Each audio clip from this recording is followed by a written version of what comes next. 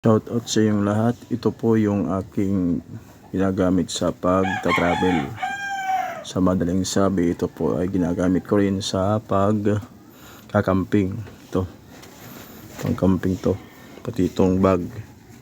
Malaki parang sundalo. Ito yung sundalo. Sundalong bag.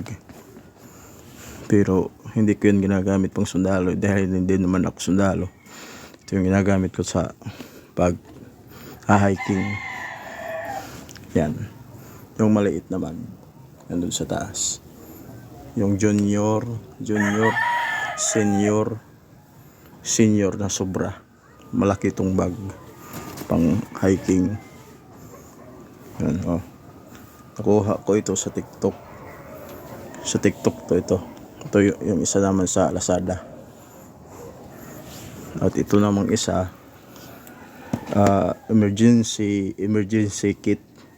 Pang first aid kit.